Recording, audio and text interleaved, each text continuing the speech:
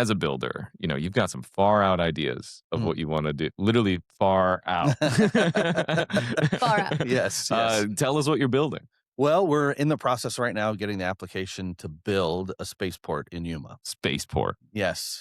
Right? It would be the place to do it. It actually is. I mean, location applies to a lot of parts of life, not just real estate.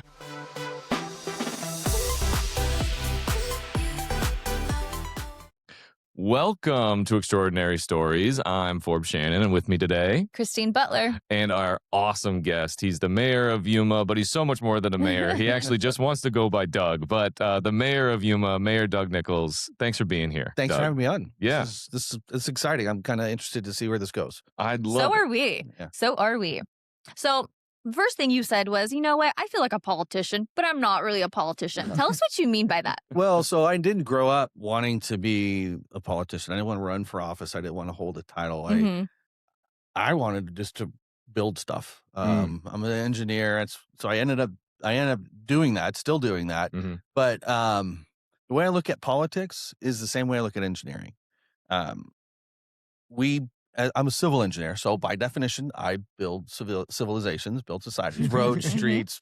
It's all because of you. Yeah. Well, I mean, in general, thanks to the Romans back 2,000 years ago. Yeah. But and as a politician, you can choose a couple different routes. But one of the routes you can choose is to lift up society, civilization. So to me, they're the same job. Yeah. Sure. So what we're looking for as an engineer is you identify a problem, but you identify then the solution. And so it's always solution seeking. Whereas other people get into politics and it's more of like they want to create more problems so they have things to talk about. I want to stop talking about things because we've solved those problems and we've moved on. Right. So it's more of that's what I mean by it. Right. And it's like unifying, right? Instead of pointing your fingers like most politicians do, you're kind of like, let's together and build something. Right. Now, when it comes to people, you were nominated. You were nominated by Aaron Bear. How do you know Aaron Bear? So Aaron and I have a common friend, AP Powell, which I think they're attached at the hip. I'm not quite sure. And I got to know AP through the political world. Actually, I'm trying to remember exactly how I ran into him, but I think it had to do with previous governor or something. Anyway, AP and I clicked right away. And Aaron was, like I said, attached at the hip. So we got to know each other through that common association. That's awesome. Yeah. Well, I think what is so endearing to Aaron about you is the fact that you are a builder, you know, and so you're in your third term. And what I'm curious about is, as a builder, you've got some far out ideas of what you want to do. Literally far out. Far out. Yes. Tell us what you're building. Well, we're in the process right now of getting the application to build a spaceport in Yuma. Spaceport. Yes. Right? It would be the place to do it. It actually is. I mean, location applies to a lot of parts of life, not just real estate. Right. And we do have that proximity to the Gulf. So as you launch from where our site is, southerly, yes, you have to cross over Mexico, but within seconds, you're over the Gulf of California. So that's a unique spot in the state of Arizona. We're not a coastal state. So that's about as close as you're going to get to the coast in the state of Arizona. It actually is as close as you're going to get. And it gives us that ability to launch. We have a lot of military presence and just and open space. And so kind of pulling all those together, it's been a unique journey. We're probably... It's, as you can imagine, a long process, but we are in the environmental study stage, which should be wrapping up in about a month. Okay. We're also working with Mexico. So we already had our conversations with the federal administration, as well as the state and the local. They're all on board. So we're getting ready to sign an MOU that they are supportive of the project. And then we go on to the harder stuff where the FAA takes the in-depth look and make sure that everything's safe. It's always about safety. It's not about anything else. And we believe we've got the right consultants having the right conversations that we're there, and we're going to get approved probably in about a year for a spaceport and already talking to investors that want to build it. Now, to be clear, particularly to my constituents, I am not planning on having a NASA City of Yuma department. Okay. the idea is that we seed this project, Mm. and we seed it by having the license, we having the land. It's nearly ready to go. They got to build it, but this isn't a $350 million SpaceX facility. This is a smaller rocket size facility, and it's a low investment level. But the idea is that we're kind of the partner, and then the industry partner. Who knows the industry better than the city than them? Not the city of Yuma for sure. So they're going to run the industry part, and that's the partnership that we're looking for. That's so cool. So, But that's not really the big idea. Well, let's hear it. The big idea is you take the spaceport that generates the enthusiasm, that generates the niche, and we build manufacturing, we build research, we build testing. Because I'll tell you, it doesn't take a lot of rockets or a lot of people to launch rockets, but it takes a lot of people to build rockets. Right. And so that's the big idea. Yeah, it's cool. I'm an engineer. I want to launch rockets because You want to play with rockets? Yeah, exactly. Yeah. But the benefit for the community and the reason why a city would get involved is because we want to build that sector. It fits in well in our community. We do a lot of agriculture. Yeah. And so we need to have that symbiotic relationship. And I think that works. And so we're in between San Diego, LA, and Phoenix, and that central area creates some interesting opportunities across the border in Mexicali. They already have a large aerospace sector. So to get that all kind of focused there in Yuma that's the big idea. I know the big idea looks like the launching rockets because that's the harder thing. It's the ecosystem you're going to build on the ground. Exactly. Yeah. Okay. Because my next question was, what? You just got tired of building stuff on the ground? Well, unfortunately, as I'm sitting, as we mentioned before the broadcast, I was at the Arizona Space Commission meeting. The governor appointed me as a commissioner because we have this spaceport initiative, and I listened to everything else going around the harvesting of minerals from asteroids and creating moon bases and different. And as the engineer, I'm just loving the conversation. Not always keeping up because that's like a whole different thing. But definitely, I am the only elected official on this panel, so it lets me have a unique perspective that maybe they don't always go to or think about. Sure. Right. I'd love to be a fly on that wall. It's public. You can come by anytime. Oh, okay. Forbes, right. Guess what we're doing? Next month, roughly at this time. Well, what is it like being in a room full of rocket scientists? It's a lot of fun. Yeah. You quickly get lost in like you do in like the military. You get lost in the acronyms and everyone knows what they're talking about, but you, that kind of thing. So it creates a lot of homework to kind of follow back up. Yeah. But everyone's pretty good people, and we're all going towards the same direction, and that is the establishment of the state of Arizona as a major player in aerospace industry. Period, because it's projected to grow by 2030. Right now, there's about 15,000 satellites around orbiting Earth. Yeah. Wow. Projected to be over 100,000 satellites in 5 years. Right. Wow. The first thing I think is, does that not throw off our Earth? Like, does not throw off like the fact that we're even like we're gonna fall down and the like moving the weights of all of that in our atmosphere. Right. So that weight came from the Earth. Okay. So you're redistributing. You're redistributing it. And to be frank, a satellite's pretty light. Okay. Yeah. So you're not really moving that much from the surface of the Earth. That's why the interesting thing to that question, the corollary, is what happens if we start taking stuff from the moon and bringing it to Earth. Now, in enough mass, it could cause problems. That mass would be probably hundreds of years before we could. I mean, we wouldn't go there. Let's just say that. Yeah, sure. But you talk about asteroid mining for the rare earth minerals and stuff that are on there.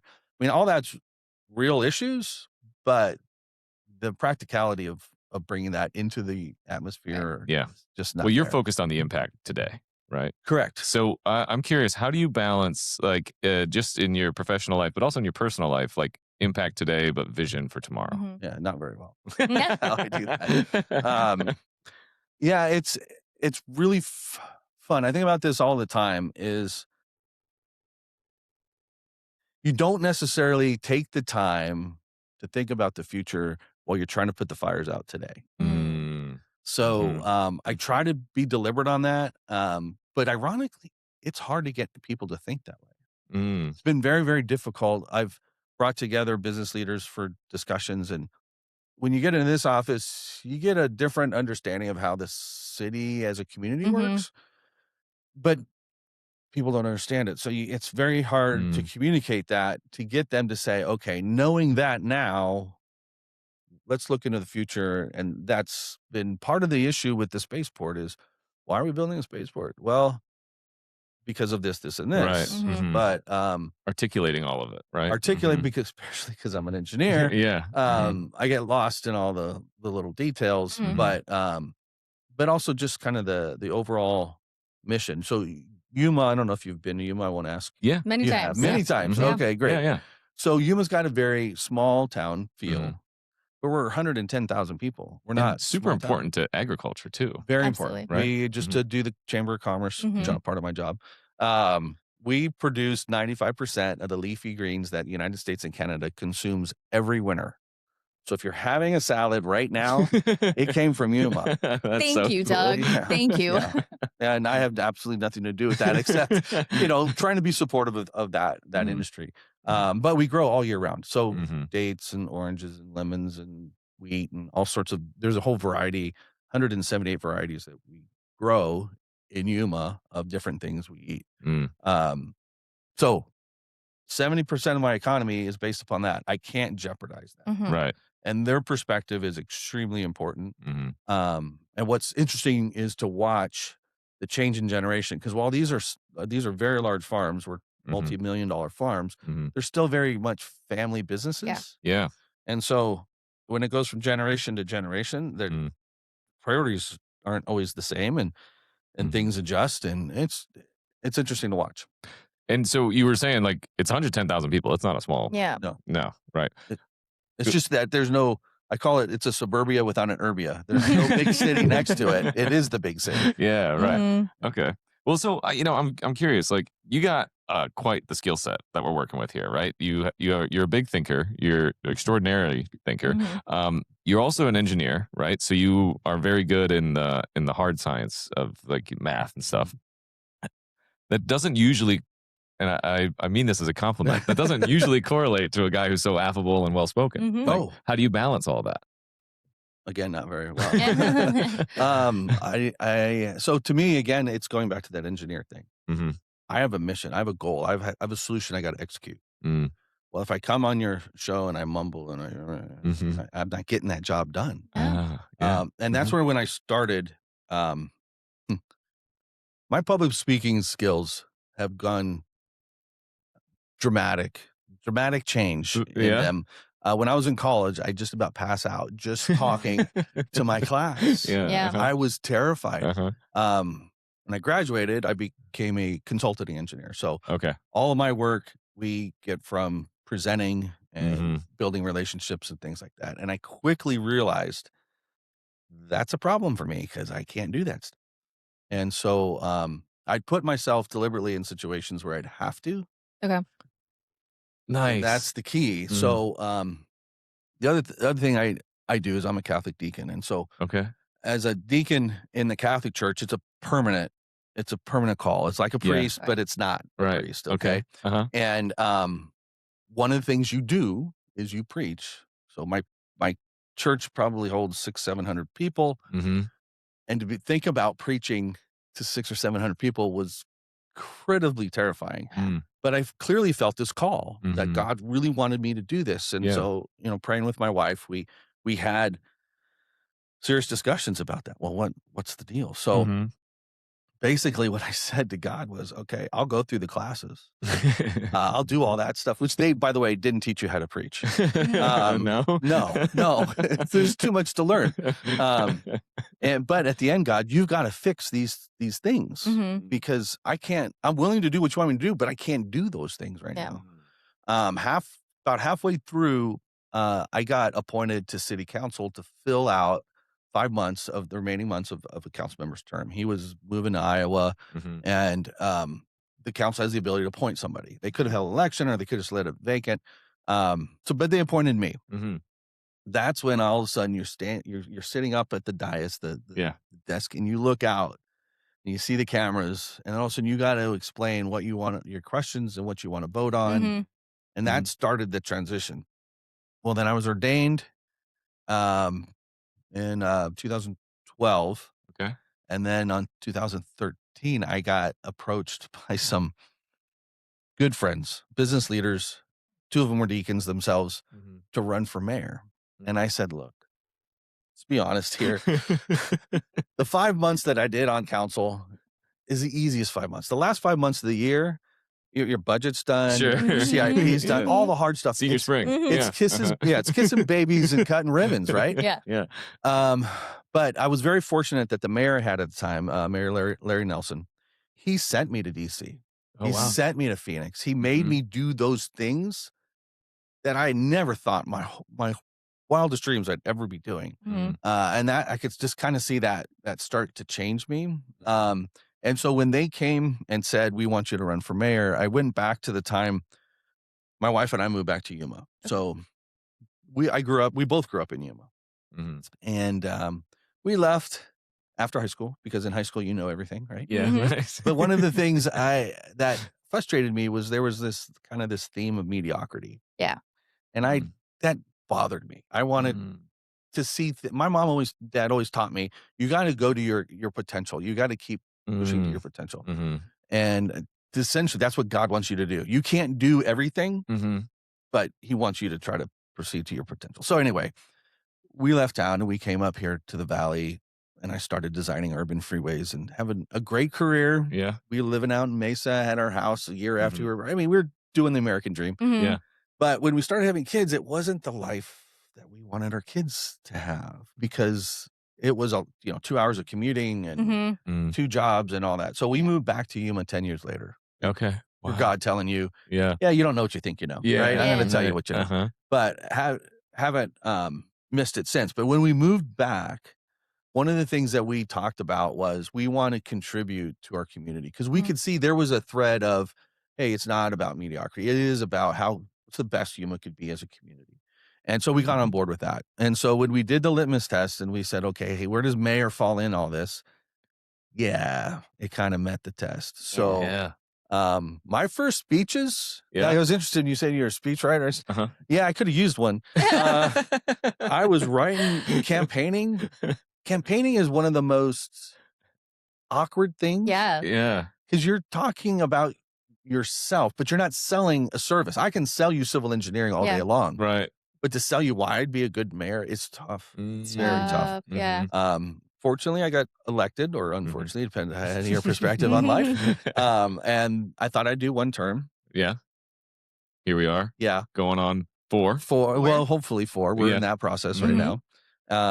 But it became something that I had to learn over time. So a new mayor, the previous mayor administration was not very good. It was less than optimal. We'll leave it there. Sure. And so I had to go around the state essentially to introduce myself. Okay, we have a new day in Yuma. We got new leadership. We're going a new direction. So that meant lots of speeches. And I couldn't keep up. I just couldn't keep up in writing them. So I went to the bullet points. I couldn't keep up on the bullet points because I still have a civil engineering company that I'm running. Right. And it just became this, okay, how do you solve this problem? You solve it by just always being ready to talk, having something to talk about, and relaxing. Relaxing is key. It's very, very key. I found out. Yes. Yeah. The day I realized I'd kind of overcome it. Now, I'm also a pragmatist, right? I also realized no one's asking me to speak at $1,000 dinners or anything like that. So they're not running from me, but they're not seeking me out per se. Yeah. Okay. For my oratory skills. But I remember standing in front of our 4th of July group celebration. We had 7,000 people there. They told me that right before I walked on stage. Oh, don't tell me that, man. Right. Well, I walked on and I didn't have that thought. I was like, oh, okay. It's just part of the job. And that was the point I knew that, okay, I can handle this part of the job. And then came all the national, international interviews, which then again, I'm not saying I'm unfazed because I take great. It's extremely important to me that I represent the 110,000 people well. Yep. Mhm.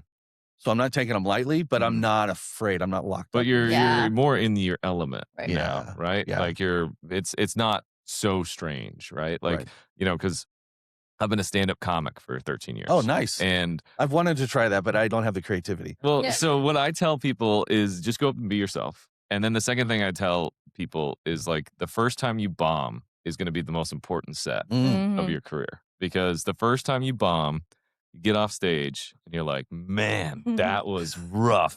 And another comedian, like, nudges you and they're like, congrats, welcome to the club. Right. That's the worst it's going to be. So then you Mhm. just like, you still don't take it lightly, like you Mhm. said. You got to come correct and make sure that you give the people a show and represent your people back home. But the what's the worst that can happen thing Yeah. kind of goes away. Yeah. Right. Right. Right? And I'm curious, like I am a big proponent of just jump in the deep end and figure Mhm. it out, Mhm. right? Which is kind of what you were explaining. Yeah. I Yeah. like the parachute and the floaties with me, though. I mean, I'm still the engineer. I want to know I'm going to succeed if I jump. Mhm. Well, what are some other areas, like maybe in your personal life, where you just took a leap of Yeah. faith? Well, becoming a deacon was a Right. big leap Yeah. of faith. Mhm. Again, there was just so many things in life that, like, well, it's going to change a lot of things. Um, but I thought that was the right thing to do. Mhm. I started my business 22 years ago. Congratulations. Thanks. Mhm. That was not in the plan either. Yeah. But the reality came to me one day, and I was working for a great firm. I still friends with them, these Mhm. guys and everything. But the big fear when you're working is that you lose your job. Mhm. Mm. Well, I don't technically. I'm pretty confident in what I can do, math and science and all Yeah. that fun stuff. But sometimes you lose your job for lots of other reasons, Yeah. Right. including when a company Yeah. fails. Thanks. Right. Well, I realized I'm not the last one out the door if I'm the employee. I'm the first one out the door. Yeah. So what's the risk? Mhm. The risk is not there. It's a false risk. Mhm. Because if the company you own, you're still the last one out the door, Right. right? Mm. So it just kind of it mitigated that risk for me. It's like, Mhm. well, okay, you could try it. Yeah, you might end up in some debt. That's And so funny. I don't think yeah, I've ever heard an entrepreneur say, "Yeah, job security is why I went into it's kind entrepreneurship." of the reason. Yeah. Well, I got to be a little bit in control of my own destiny, Yeah, Mhm. for Yeah. sure. Yeah. right? Mhm. And so from that perspective, I like it. Now, what they don't tell you in entrepreneur schools, you just spend a lot of your time not doing the thing you want to do. Right. You end up doing all the other stuff. Mhm. And the way I look at it, I have 13 employees right now, so that's 13 families. It's not just Right. 13 people Right. that have a paycheck I got in Mm. it. And so I take it very personally. Mhm. But I also enjoy a very low turnover rate and Mhm. some really great people to work with. That's awesome. That's really, really cool. I mean, like, there's so many different components of you. Like, you're also Yeah. now a grandfather. Yes, Yeah, yes. father and a grandfather. So, like, I'm sensing this theme of taking care of people, right? Yeah. I'm going to take care of the Mhm. families of the people that work for me. I'm going to take care of the families that live in Yuma, all 110,000 people, right? How does that thread lead into taking care of the people who are closest to you? Yeah. That's the driver. So Mhm. Mhm. if we're reflecting, I'll reflect back to my childhood growing up. Mm. We moved to Yuma kind of as an economic refugee from the East Coast. Okay. My dad had uncles in Mhm. Yuma, and one of them was running a grocery store and helped my dad get on with the other grocery store, Mm. and that was kind of what brought us there. From New Jersey, we were living in New Jersey. My dad had gotten out of the military, and the economy at the time. This is back in the when I talk to the kids now, I talk about the 1900s, right? Mid 70s, right? Uh-huh.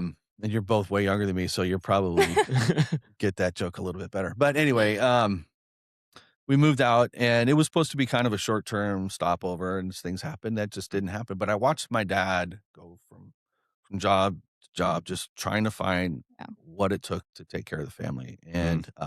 And we struggled, no Mhm. doubt. We struggled until he found his niche and then everything leveled out. But I Mhm. remember he was working in one of his other jobs is he worked at a lumber yard managing the lumber coming in and out. Mhm. Well, Yuma is like Phoenix. It gets hot, Mm. right? And he'd come home in the middle of the day. We couldn't afford air conditioning, so we had fans going. And as a kid, it didn't matter, right? At least back then, it didn't really matter. But we had a box fan, and I remember my dad would come home, take a nap in front of the box fan on the floor, and my time was taking a nap next to him. That was the memory of, here's my dad working really hard, and this is where I get an opportunity to be with him, right? That specific memory is like broiled in my mom, in my brain. My mom did amazing things with canned goods that I still don't know how that all worked out today, but we'd always have the surprise casserole, you know, that you go to the aisle where all the wrappers have come off the cans, and you just buy those for a nickel, and then you open them up and see what you got. We did that for a long time, and again, it never felt like we were that poor, but I just remember thinking that, you know, there's a lot of work in making this happen, which is why, to me, college was never an option. It was something I was going to do. I was the first one in my family to go to college. Wow. And it was never well, why would you do that? Why wouldn't you go do something else? I just knew that was where my interest lied, and that I could then take care of my family. And so that's been the driver pretty much my whole life. Yeah. So I've got one more main thing to do, and that's take care of retirement. Okay. Yeah. And I'm hoping that's sooner rather than later. Yeah. Well, Doug, with all of these things you're doing, how do you take care of yourself? Great question. Again, not very enough. So I've started to work out, lifting weights. I've never really done that before. I got a great trainer. Okay. He truly knows what he's doing. So I've had some pretty substantial gains. That's awesome. In the last year. I'm never going to look like, I don't know, big bodybuilder, but that's not the goal. Doesn't matter. When you get old, you weight training is the thing that corrects a lot of things. But I don't really have a whole lot of other time. Sure. I like hiking. I like, that kind of thing, getting outdoors. Just don't get that a lot. I go hunting, and my wife gives me a hard time because I've never actually killed anything. Yes. And eventually she goes, "You're just walking around the desert with a gun." And yes, that is what I'm doing. But I enjoy that. Yeah. Even though I don't walk home with a trophy. Yeah. I really enjoy getting that out because there's a set season. So if I'm going to do it, it has to get done now. Yeah. Right. I can't push it off. So those kind of things. But daily prayer is a big part of trying to keep corrected and straight and focused. And then always talking to my wife, because she'll also help you keep corrected and focused and straight. So, how long have you guys been married now? 30 years. 30 years. Congratulations. Do you have any advice for us youngins? On marriage? On marriage. Important, obviously, to continue to talk. Yeah. I mean, it seems obvious, but maybe not to everybody. Go on dates. Yeah. Go on dates. Okay. Even when you have kids, go on dates. One, because now that we don't have any kids at home, well, we've got one that's in transition from med school to actual, so he's with us right now. Yeah. That gets a pass. It's a good reason. That's It's a really good reason. Yeah. But he also brings my grandkids, so I'm good, right? Stay as long as you want. But anyway, find a babysitter and get out. We try to do it once a week. Oh, wow. That's how frequent it is. Because now that we're without kids that we have to take care of, let's say. Yeah.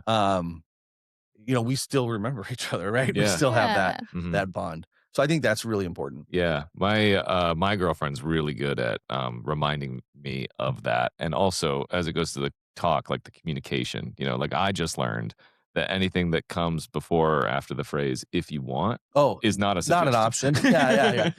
Yes. And the thing is, I could have told you that before you got together with her, but you would not have gotten that, right? Yeah. Until after what? That's so true. The 20th fight, probably. Somewhere around there. Yeah. Exactly. Right. And so I'll share a little bit of what we're doing now before Thanksgiving. Is my wife, as the kids grew up, she'd cut out hearts, and then she'd write little notes to the kids starting February 1 till Valentine's Day, and then put them on their door when they were at home. Sweet. So now that they're all out of the house, she mails them to them. So this year, I'm like, okay, I can't copy that for her, because that would just be too easy. Yeah. So now I try to find her a little gift. Okay. Every day, and just leave it for her on her dresser, on her vanity. And it could be something stupid, like you guys. I don't know if you remember the pencils that you pulled off the top. Oh, and you yeah. shoved into that. Yeah. Okay, I found a bunch of those that were like flowers and love and hearts cool. and stuff. And I just and she thought that was the coolest. Mm. Just something little to remind Yeah. her that I do think of you when I'm in god awfully long meetings and all Yeah. that stuff. Sure. So, Well, Yeah. and then, she probably knows that you're like, I wish I was there. Yeah. yes, Right? there's a lot of other places I'd rather be. Yeah. But Uh-huh. definitely home is one of them. Yeah. That's really cool, man. Yeah, I can definitely see how that's your driving force. Love is all at the end of the day, right? That's all we have. Yeah. Especially, being a deacon, right? Mhm. Love is the top tier, Like right? God is love. That's Right. what we- Yeah. And it's that's in the big book and all that It's in stuff. the big book. that's another group of people that you take care of, Yeah. So I'm curious, what you're curious about. You want to give me some parameters on that? Well, I mean, you got a lot of things going on. You got a lot of groups that you're taking care of, and you are constantly, as you're putting out the fires in the day, like you say, you're constantly looking forward, right? To the point where now you're even looking outer space to bring stuff back here to build here. I'm curious, like, what stimulates you? What are you curious about? What have you been maybe reading, or just maybe you had a shower thought, or you questioned something for the first time that you haven't questioned, Wow, I actually had to think about this one for a little bit. Most of my reading is usually religion based because I don't get a whole lot of time to continue that. Like I have a brother who has I can't remember if it's a master's degree. Yeah, it's a master's degree in theology, and it just that fascinates me. Yeah. I'll never be able to do it, but that kind of stuff fascinates me. But then I also in like personal development, Yeah, sure. kind of things. Because as an engineer, surprise, surprise, they don't teach you that in engineering school. They don't. No, they don't teach you that much in school anywhere along the That's way. interesting that you say that. I agree. It seems like you're kind of left to figure out how to continue to learn and grow on your own. Yeah, right? right. Yeah. And some of those things, I get it. There's lots of books, like too many books, right, on the topic. Yeah. But the thing is, I've noticed is it's personal, right? What works for one's not going to work for somebody else. Sure. And so some broader exposure helps me. I'm also not a good. You'll be surprised about this. I'm not really a good like process guy. Like if you tell me, hey, this process works really well, that's great, but I can't implement it. That is funny as an engineer. I Right. would have thought that. Oh, okay, so what have you learned about yourself recently? What have I learned about myself besides learning I can now speak? That's helpful. That's a great one. I think the election process, right? It always helps reveal some things about yourself. So I've got, as happens, some naysayers, right? Right. And I've learned that now I can actually not obsess about that. Yeah. That's cool. Yeah, it's like, okay, that's your position, and we're going to. So how do you do that? I think numbness over the years. But it's a perspective, right? What's important for me is that I when I have an idea, or if and I always say like I have an idea. Well, a lot of times they're not my ideas. Yeah. They're ideas you hear that you want to build upon. Right. So like the space thing, I didn't wake up one morning or in the shower and say, hey, let's launch rockets.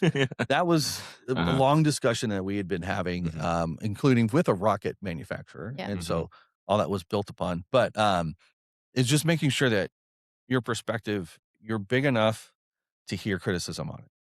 And hopefully you're hearing criticism from those that are closest to you. Because then it's true criticism. I've seen so many people, they get elected, and I've experienced this myself. You get elected, and all of a sudden you're the most popular you've ever been. City of 100,000 people just elected you. It goes to your head like that. Oh, yeah. Okay. So if you don't keep yourself grounded to the wife and that's why you see a lot of divorces. Yeah. Sure. Maybe not after council, but after some of these national races. If you don't keep yourself grounded, you get lost super quick. And so I actually sit down with every new council member, since I guess I'm the old guy in the office now. Okay. Sure. And I have that conversation. Look, make sure you're keeping the same people that were with you 5 years ago with you today. Yeah. And hopefully they're the people that are going to tell you when you're off mark.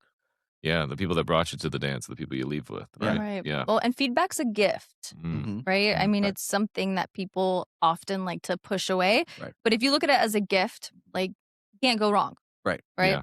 And that's something that, like, Aaron is my best friend, right? Okay. And it's because like he is the one guy in my life that I know whenever he's saying it straight and he's saying it for my benefit. Mhm. Like he kind of gave me this idea where I was like, all right, my criteria for a best friend is they have to be someone who's telling me like if I'm getting fat. Yeah. Like one day he came up to me and he's like, "Hey, we should go to the gym." And I was like, "Oh, okay." He That is was pretty it. smooth like that. Yeah. Yeah. It's a subtle thought. Yeah. And I think yeah, having those people around you because you can find yourself like secluded, of saying like what you're like, something that happened before the podcast. You said like I've noticed since I've been in public office, people don't tell you it straight No, anymore, right? they Yeah. don't. Hmm. They're just, I don't know why, but now I'm untouchable to some people, and Mm. it's the wrong. That's Mhm. the wrong approach. Yeah, Mhm. sure. And the funny thing is it is the people that are closest to you that can humble you the most. Right. Right? Like Mhm. that's something that I've noticed with my girlfriend is she has a really good way of bringing me down to earth, Right. right? Like Right. I talk about a joke that was really good and she's like, "Yeah, but that one joke was really bad." And I'm like, Yeah. Just right back down. Yeah. Yeah. Yeah. No, it is good. Like, I might give a good speech or something that really resonates, and you get up, you start feeling pretty good, right? Yeah, Mhm. everyone's clapping, Yeah. stood or Mhm. whatever. Yeah, go take out the trash. Now, funny story. I was fortunate enough to really get to know Senator McCain very Oh, fast, that's awesome. and he came to Yuma on his very last campaign trip to Yuma. Mhm. Not that we knew it was, but Mhm. anyway, I was hanging out with him all day. I became his Uber driver. I drove him everywhere. Awesome. It Man. was a really awesome day. Yeah. First thing he says, let's get some coffee. Well, Mhm. I don't drink coffee, so I don't know where to go. Where do you want to go? Well, let's go to this Starbucks. So Mhm. went to the Starbucks. I'm thinking drive-through because this is a busy man. He wants to go on. Mhm. No, Right. Ugh. we park and we walk in the front door, and the whole place stops. Wow. And I'm like, this is crazy because there's like a 16-year-old behind the counter. Right. They all knew. Yeah. Mhm. Crazy thing is, well, first of all, they had a hard time approaching him, Right. but when they asked for pictures, he brought me into every picture. Oh. Wow. Every picture. He introduced me to all my own constituents. Wow. But it was so important to him that it wasn't just about him. Mhm. Throughout that whole day, we just did different things. We did press. We were signing a bill on, or it was really just a execution of a bill on the Yuma Territorial Prison, which I don't know if you've visited there, Mhm. but he would always tell me when I see him, "How's that prison?" Because it just reminds me of that point in my life. And this is a POW, and you're Yeah. like, "Am I supposed to laugh?" Right. Yes, Right. you're supposed to laugh. How's that? But the first time, it was just shocking, right? Because I knew his story. Right. Anyway, end of the day, we're at the airport, and he's waiting. I know. That's actually really funny.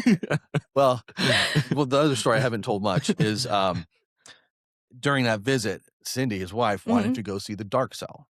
Okay. Okay. Which is, the Mhm. toughest part of the prison, whatever. Mhm. They'd kick scorpions down the hole and Yeah, whatever. Right. So she went in first. He went in after her. I was after him. And then there's a whole gaggle of press behind us. Right. Get to the edge of the dark cell. And Cindy goes, I can't imagine being in this. Right. And under his breath, he goes, I can. And turns around and no one else heard it but Cindy and I. And it was just like, there was the point. There was the Right. line, Yeah, right? yeah. He could joke about it, Mhm. but this was The still line was not there, yeah. something Right. that he was good with. So anyway, it was that was kind of a unique spot. But at the end of the day, we're at the airport. This is really the point of why I brought this up. And I was talking to Cindy because the senator was on the phone, and I just making small talk. I said, "So you guys ready for this campaign? Are you ready for this campaign?" And she looked at me and said, "If I wasn't, we wouldn't be doing it." And I'm Mhm. like, "Yeah, that was a dumb question." And to the point where then the conversation went around to, yeah, when John comes home, because obviously she calls her husband John, not Mhm. Senator, right? Right. She goes, yeah, I tell him to take out the trash. Like at here, he's Mhm. Senator. Yeah, yeah. Right. She'd never ask him to take out the trash in public. Right. Mhm. At home, trash needs He's to go. still John. You're just still John. John. Go Yeah. get it done. Mhm. And my wife's, without having been involved in that conversation, she was exactly on board with that, That's which awesome. is Yeah. very good because it needs. We are just people, right? Mhm. I don't Yeah. care more votes or less votes doesn't matter. when we lose track of humanity and that people are just people, I don't care what office you're holding, then things go wrong. Yeah. Right. Yep. For sure. Yeah, I mean, that's that environment we live in today, it's all over. So I love to hear you say that. How do you stay more human? Besides taking out the trash? That's trash. Going to the gym, maybe? Playing with my grandkids. Yeah. Trying to stay engaged with my life. Yeah. My family. When the kids move out of town, then it gets a lot more complicated. Yeah. I don't admittedly do such a great job at it, but it's that, and then church. So this probably won't resonate to anybody but Catholics, but we have an adoration chapel at our church. Okay. And it's literally half a mile away from where my engineering office is. And when I'm just having one of those days where like everything is just going sideways, I go to the chapel and I spend 15 minutes praying. And then that helps me at least get some perspective on life.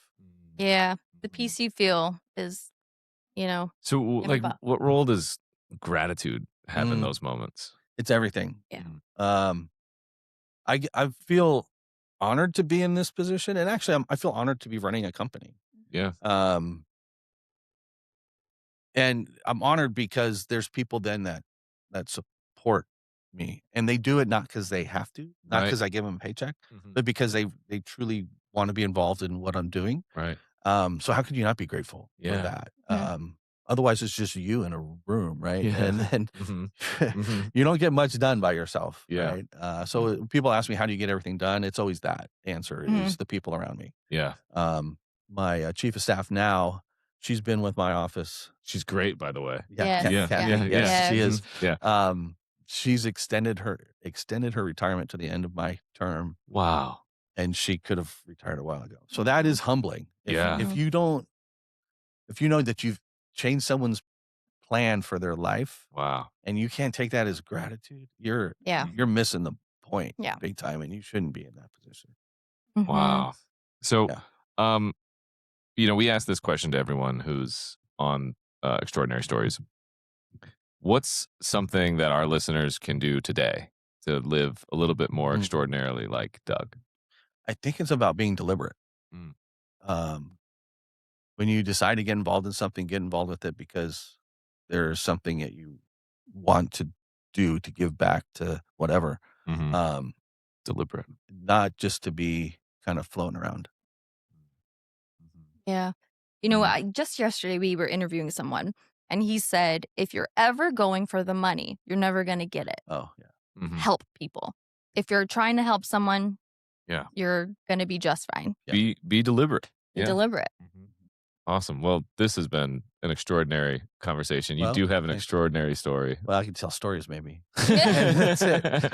No, this is awesome. You can read more about Doug Mayer. I know you wanted to go by Doug. And that just speaks to the humility that we were just talking about on the podcast. You can read more about Doug at joinextraordinary.com. That's joinextraordinary.com. I'm Forbes. I'm Christine.